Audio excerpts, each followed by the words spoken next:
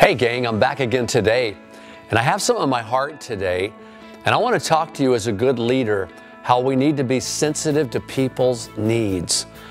I know a lot of you are wired in such a way that you're real bold and you speak out and you have this certain way of doing things, but I really believe that God's love does not embarrass people, nor does it act in an unsensitive manner.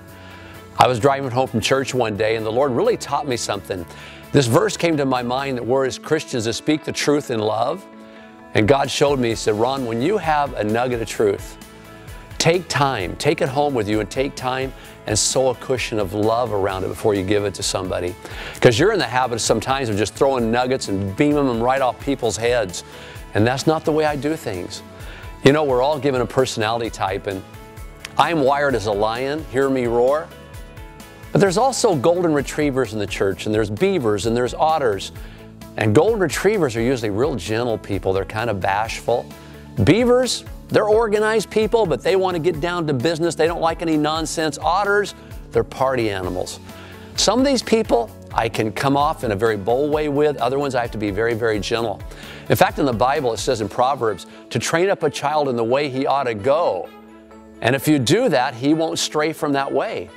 But if you look at that in the Hebrew, it says, train up each child by keeping their proper bent in your mind.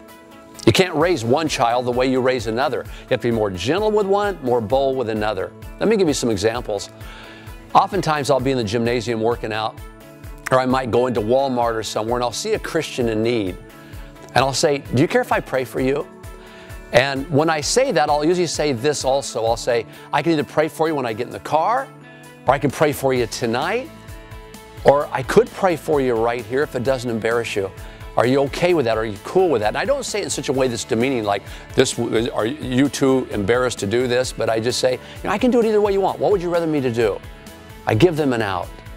Because some people are not at that place in their spiritual journey where they like to be prayed for in public. You say, well, they should be, but it's not the case. And we have to be very aware of where people are at in their spiritual journey. Sometimes we'll have roundtable discussions in the church. And when we do, I don't try to put pressure on everybody to speak out. Or we might have a roundtable discussion time and we'll say, everybody's going to pray right now. I don't say everybody's going to pray right now. Sometimes we might hold hands and I'll say, when it comes your turn to pray, if you don't want to pray, just kind of squeeze the hand next to you, and that means, can you skip over me? A church that I went to some time ago, they would stop in the middle of the church and have prayer groups. And they did that almost every Sunday. Someone asked me, they said, why don't you do that in our church? And I said, you know, it's a cool thing to do, but also it can make people feel very awkward. Again, not everybody is at that place in their journey, and we have to be sensitive to that. We used to have a pastor when I was little, and this really made a mark on me, and you can tell because I still remember the song. He would ask for new people to raise their hands, and when they raised their hands, he would take his accordion, walk down the middle of the service, stand in front of them, and he would sing this song, and it went like this. Welcome, welcome all of you, glad you are with us. Shake hands, no need of feeling blue. Welcome to you. I felt so sorry for these people, and I was just a teenager. And I remember so well, I still remember the song, and this is 40 years ago. So the point I want to make today, whether you're a leader of a corporation, a business, or a church pastor, if you want to be a great leader, don't force yourself on others, and don't force your ways on them, but be gentle, be kind, and very observant. I love you guys. I hope you have a great week, and I'll be back.